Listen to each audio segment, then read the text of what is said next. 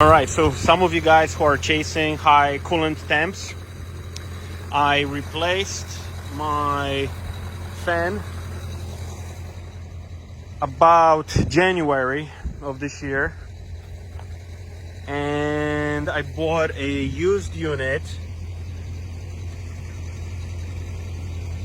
which was tested, and it's from 2016. The thing is that these units have a circuit board inside.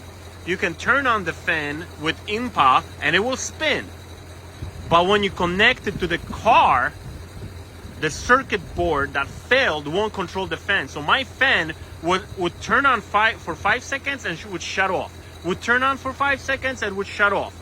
And I was getting temperatures of up to 98 to 100 oil temperatures in about 63 degree temperature weather, which was not normal.